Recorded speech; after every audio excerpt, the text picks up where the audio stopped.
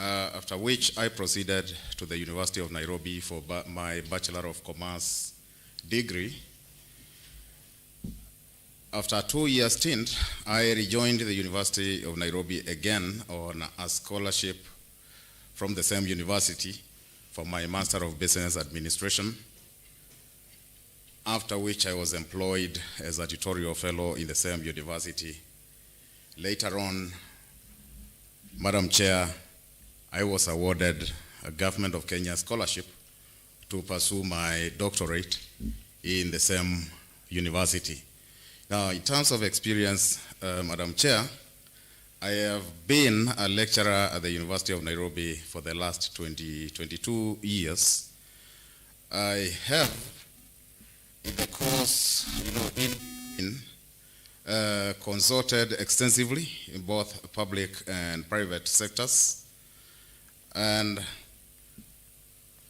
I have in between accumulated quite a bit of experience in terms of management, strategic management, leadership, so to speak, Madam Chair. Thank you. Thank you very much. May I call upon the next member to put across their question? Yes, I think it's Ndambuki. What will be your role as County Secretary?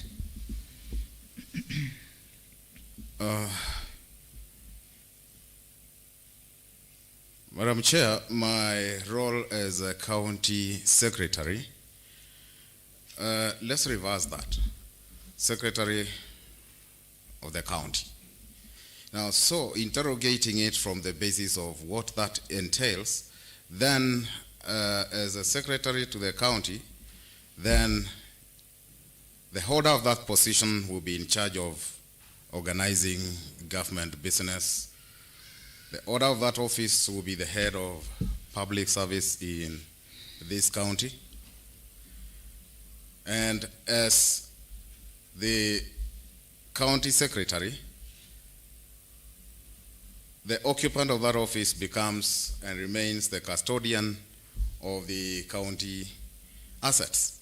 Now, case in which at any one particular time, as the county secretary, you're supposed to have a very clear view of where the county is in terms of the assets, where are the documents of ownership, where are they stored, what is where, so to speak.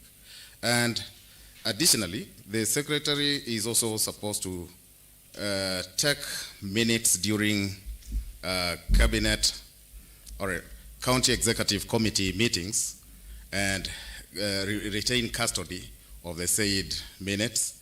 And follow up to that, the county secretary is also supposed to liaise with the persons who are supposed to implement the issues deliberated by the county executive committee and follow up on the implementation of the same.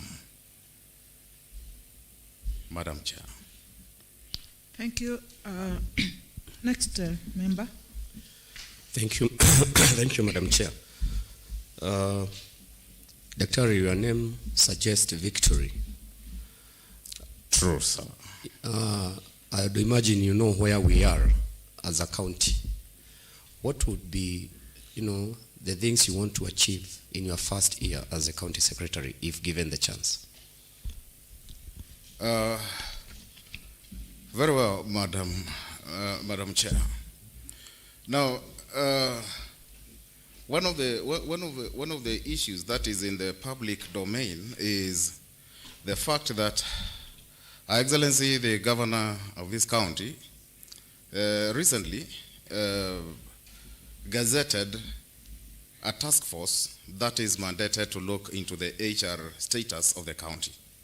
Now, a perusal of the terms of reference of that task force indicates that in the mind of Her Excellency, she's of the opinion that something is the matter insofar as the HR structure in this county is concerned. Now, as the county secretary, I want to take the position that in the first few days, in the first 1 year in office, reorienting, rechecking, the refocusing, the structure of the county is of essence. Now, because yes, you have a workforce, but how is that workforce structured? Is it structured with, purposely with outcomes in mind? Is it a structure that becomes an impediment to the delivery of expectations or services to the public? Now, is it an enabling structure?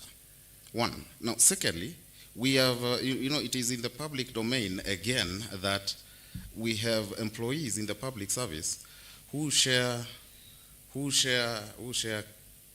example, payroll numbers, who share account numbers, and that kind of stuff. Of course, this is unacceptable, and as a priority, these are some of the issues. This is one issue that, as a county secretary, has to be checked, and if that is the position, then that must be brought to an end and corrected. Now, those are payroll issues. The payroll must be interrogated and corrected. Now, I would also want to imagine that I'm also a consumer of services in the county as a member of the public. Now, there is this feeling that the employees are just there, disinterested, apparently uninnovative. Now, what is it that needs to be done to reinvigorate the public service in this county? Now, as a county secretary, I want to sit back and ask myself difficult questions on why these public servants, these public service officers are the way they are, and what we can do to to get them on a different direction in terms of their view of what they're supposed to be doing. Now, and in addition, Madam Chair, I also want to imagine that there is the question of meritocracy.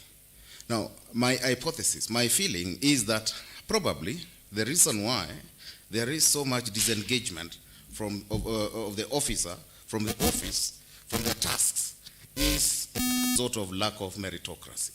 Promotions that may not be merited. Promotions that may not follow the process, the policy. Now that, Madam Chair, will be a snippet of my imperatives in the first year as a county secretary. Sufficiently answered. Thank you, Madam Chair. Dr. who? Damboki. Victor. Yes, sir. Yes. What is the minimum development expenditure set for the counties in the Public Finance Management Act? The minimum development expenditure. Well, Madam Chair, the Public Finance Management Act sets in the medium term a minimum of 30% of the county budget to be set aside for development expenditure. The rest can go to finance recurrence, so on. Well answered, and all the best. Thank you, sir. Dr. Are you a team player? Well, yes, sir, I am. Okay. You will be the engine behind the cabinet of Excellency the Governor. How will you ensure that all the CECs are working in tandem? Thank you for that question, Madam Chair. How will I ensure harmony in the working relationship of the CECs? Now, that question probably is informed by the realization that these are persons with different backgrounds. A CEC in water, a CC in agriculture, a CC in trade, a CC in health, come from different backgrounds. One. Secondly, these are persons who are bringing on board different personalities. As a result, there might be, we might have issues of disconnection, so on and so forth. So my role here, sir, will be, one, look at the point at which they are conjoined. Now, for instance, if we have a road that needs to be done, now that is a project that could touch on several CECs, or the dockets of several CECs: environment, finance, transport, infrastructure. You know, how now the thing is, each of these CECs has a role to play. Here. Now, to make sure these people sit down and agree, you put the issue ahead of them, and with the time you build the spirit of looking at the goal, not side issues, not looking at who is tabling the issue at hand, not looking at where it has come from, but looking at the outcome. Now, the moment you collectively pull towards the same position, ignore anything else, differences in personality, differences on perceptions, then it is possible to focus the energies of everybody towards the same outcome.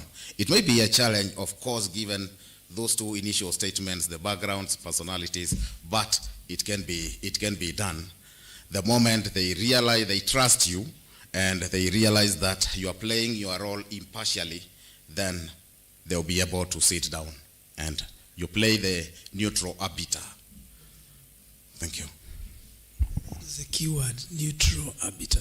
Thank All you. All the best, Daktari. Thank you.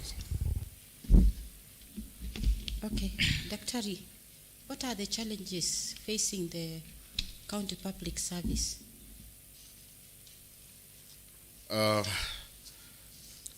Thank you.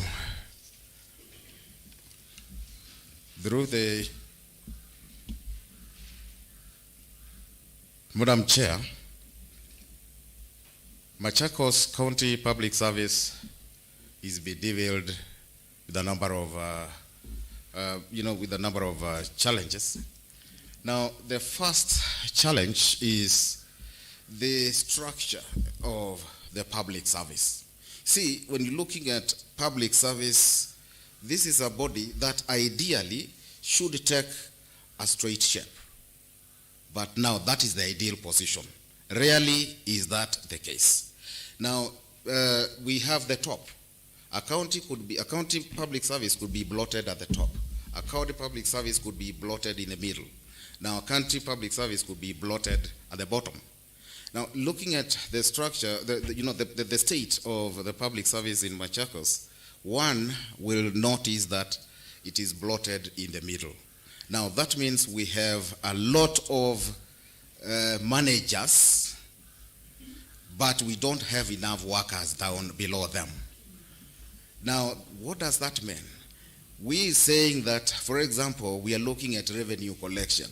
The manager is in the office awaiting for increment in revenue collection. But who is going around bringing that revenue? There is nobody doing that, because now you see that structure has to be corrected as a matter of priority. Now, and there is also the question of misalignment of qualifications, skills, and the office that an individual occupies. Now, we have instances whereby an individual is sitting in an office, yes, but when you look at their background, their academic qualifications, their skills, there is a mismatch. Now, that is a problem in two aspects. It contributes to poor morale on the part of the staff member, because you're pushing them to perform, but they cannot perform because they lack the capacity. Now, secondly, it also disables now the delivery of that particular unit, because you have persons who have skills but who are seated in the wrong office.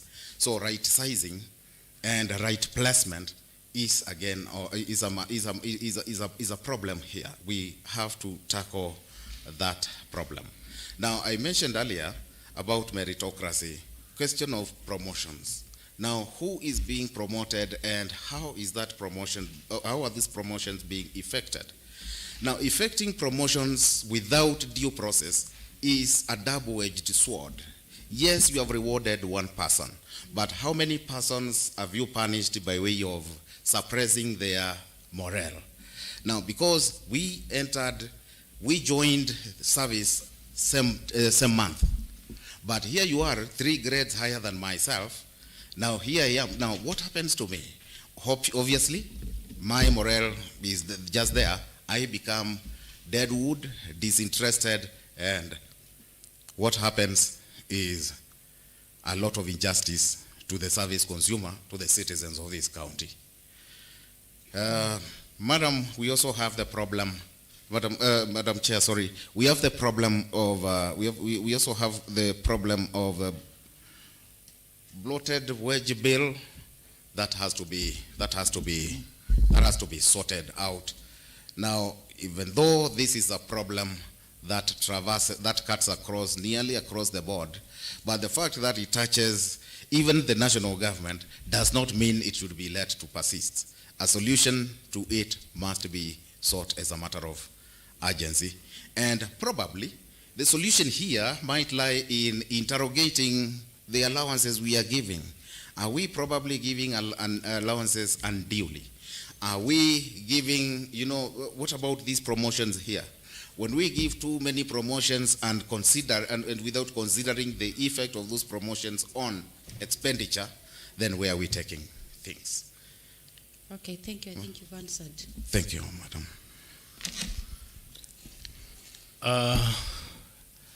Dr. Muya,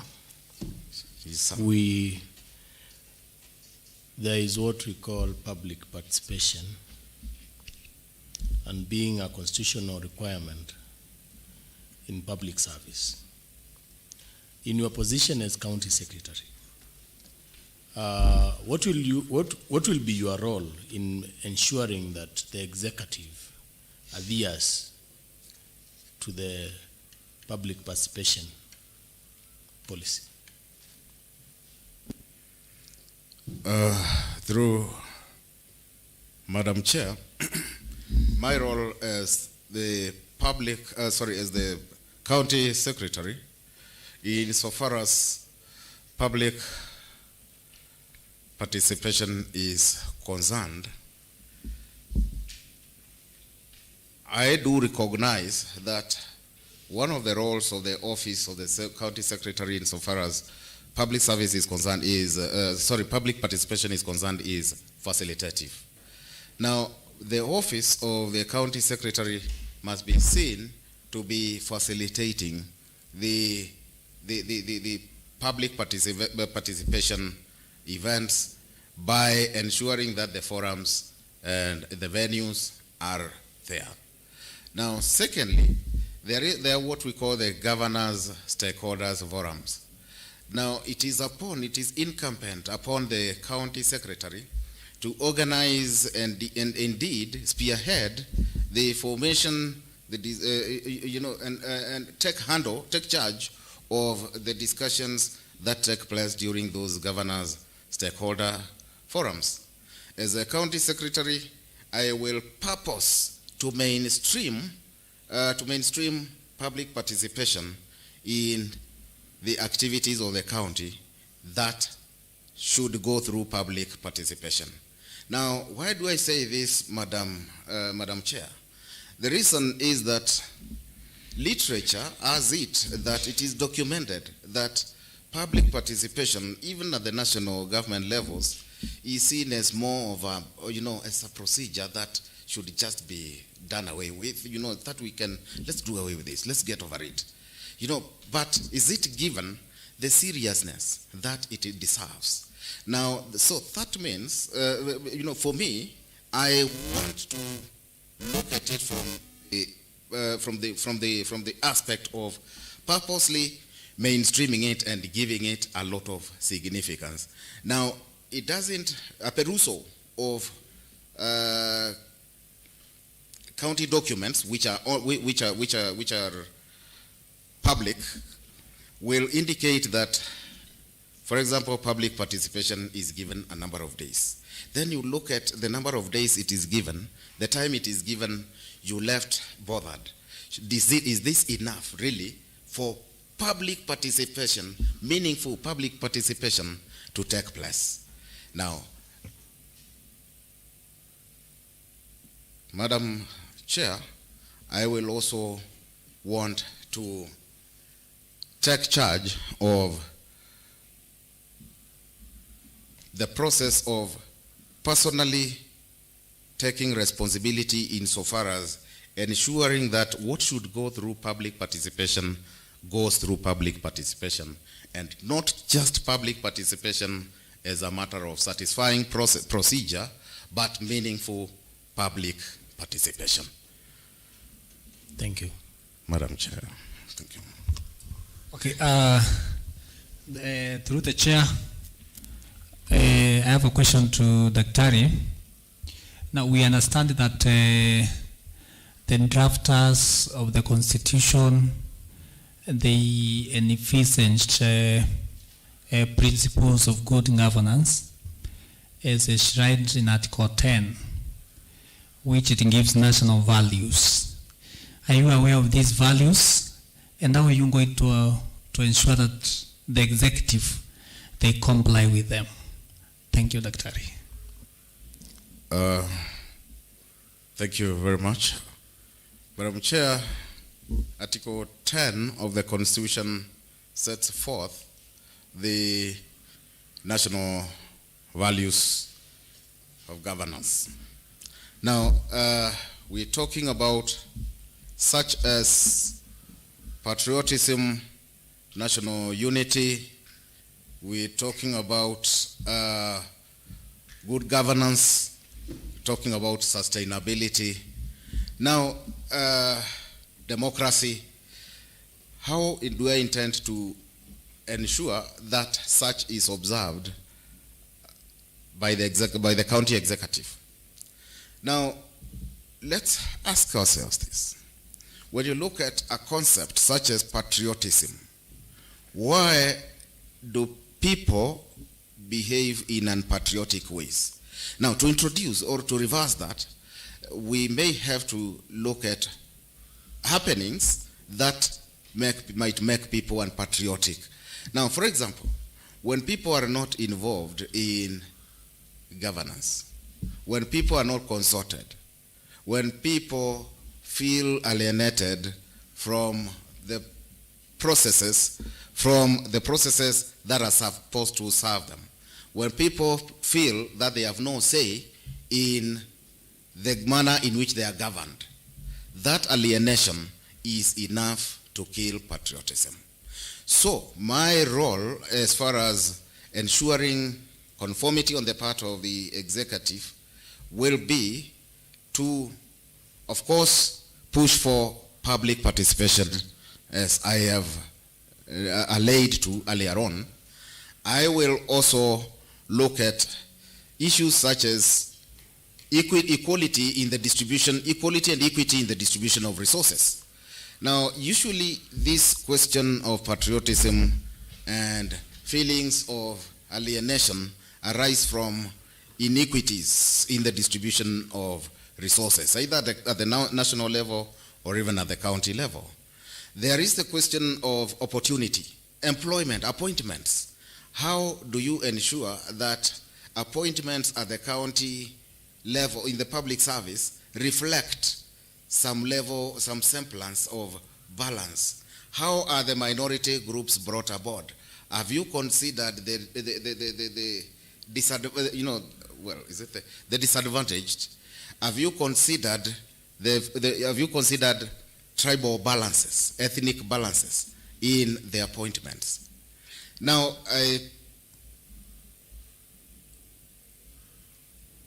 I submit that from where I sit, the county executive must be seen to be practicing a lot of fairness, equity, and democracy for it to really be fulfilling the predictions of Article 10 as envisaged in the Constitution. Okay, thank you so much. Thank you, sir. Daktari, having had an interaction with you at the School of Business sometimes years ago, I know you possess a lot of wealth in terms of experience. To the people of Machakos, what should they expect from you if you are approved for the position of the county secretary? Very well. Through Madam Chair, first I humbly, I feel honored that you know me at least from that end. Well, my experience will be will translate to tangible benefits for the county government of Machakos in multiple ways. Now, one, I want to imagine we can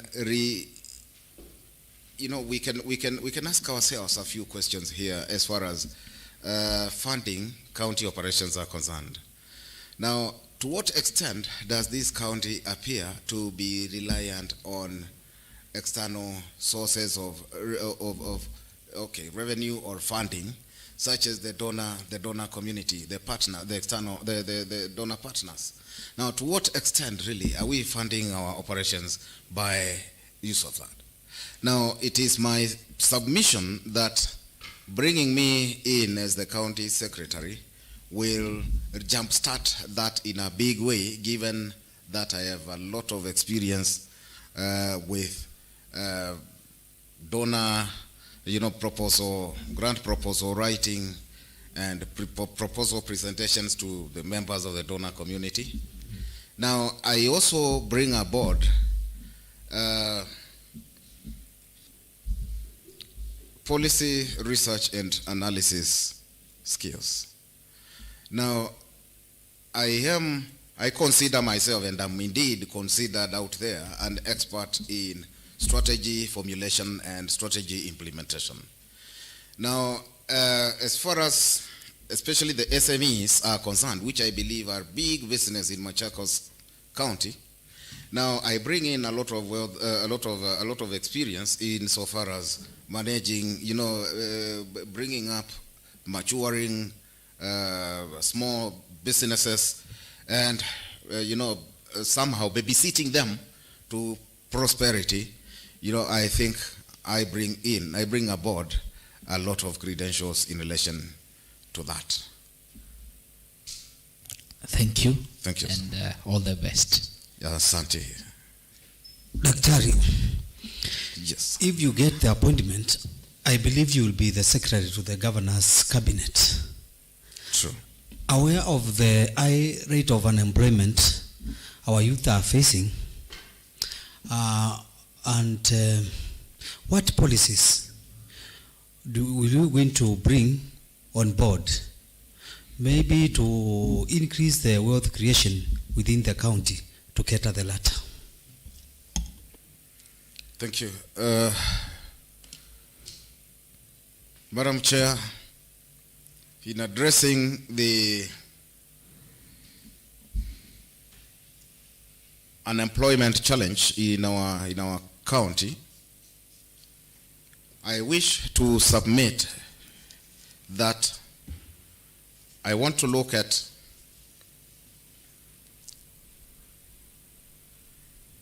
taking our youths, for example, through a model akin or similar to the National Youth Service model, Machakos Youth Service. Now, this will serve two purposes. Purpose number one, give them employable skills. And secondly, mold their characters in ready for job market. Now, the reason why, one of the reasons, out of the many, that our youths have a problem is some of them do not have the right attitudes, some of them do not have the right characters. So taking them through this kind of an institution will format and reformat their characters and attitudes in readiness for that. Now, Madam Chair, I will want to look at the TVET business from the other end. For a long time, I think we've been getting this wrong. We have looked at TVETs from the supply end. Simply because we have a young fellow here, we feel we should push them through the pipes and into a TVET institution. We do not pause to ask ourselves this. What do the companies in corporate Machakos want? So that we do not stand from our selfish end, we start from the industry perspective. So my first task here would be going out to the industry, carrying out a survey out there. The industry tells us what skills they need. We come back to the TVETs and tell them, now look, kindly design programs that can meet these kind of requirements out there. That would be a good starting point. Another approach would be to create what we call co-creation spaces. Co-creation spaces bring together these youth, either physically or virtually. Now, the realization is that our youth, when you keep them away from one another, and you never give them an opportunity to sit down and share, will not ideate, will not water, will not irrigate the ideas they have in their mind. And they have ideas. Now, the moment you bring them together virtually or physically, you create that co-creation space for them, you empower them, they share ideas, and they realize they can tap into one another. From that point onwards, you have created a machine. You have created an enabling environment in which you'll realize out of that one moment, a group or two will be born. And out of that moment, 20 or so youth will have gained employment somehow, will go into income generation in one mode or another. Madam Chair, I do not understand why we do not export labor from Machakos. Now, it is not that we do not have nations out there that are in need of labor. The Scandinavian nations, the Nordic countries, Belgium, Germany, are comprised of aging populations. Now, these are nations that are in need of labor. All we need to do is sit back and ask ourselves this: what are the needs? We have the ambassadorial offices in those countries. What are the needs? What is required here? Then we get back home and train our youth and see how we can get them there, facilitate them to get them there. We have a Ministry of Trade. They could easily handle that. Now, Madam Chair, we have grant providers globally. In Africa, we have the Tony Elumelu Foundation, for instance. We have the Bill and Melinda Gates Foundation. We have the Dale Carnegie Foundation. These are institutions that give grants to youth groups. Indeed, Tony Elumelu is very active on the African continent in terms of giving grants to the youth. But how many of our youths finally get access to those grants? And why don't they ever get access to those? One, they do not know that those activities exist. Why don't they know? Somebody never tells them. So what do we do about that? We purposely, deliberately establish an office, staff it with officers whose single mandate is this: in the next 4 months, let us see the number of groups whom you have latched onto the Tony Elumelu Foundation. From that, we'll monitor how it goes. So it's a question of exposing these youth to opportunity, because the opportunity is out there, but they lack the information. They lack somebody to expose them. Madam Chair. Thank you. Kindly, we are looking forward, sir, to implement that. Thank you, and I wish you the very best. Thank you, I promise. Okay. I have a question for you as well. Very well, Madam Chair. You are aware of Chapter 6 of the Constitution of Kenya? I am, Madam Chair. What is it about?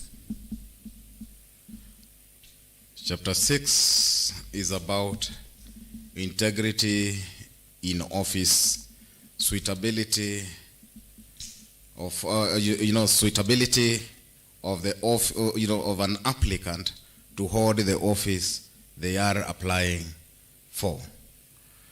Are you compliant? Yes, Madam Chair, I am compliant in relation to Chapter 6. Thank you very much, Daktari. And we have come to the end of this session. I would give you an opportunity to say something, comment. Proceed. First, Madam Chair, let me honestly proffer my appreciations to you and to the honorable members of this panel for the opportunity you've given me to make my presentation to you. And my promise is, if you're looking forward to seeing the likes of Tony Alumelu benefiting our youth, I can promise you it will happen under my watch. Thank you very much. Thank you very much. Thank you. Now we can release you. Go well. Thank you. God bless. Carry your documents, original, don't leave them behind. Thank you. Thank you, members. Thank you.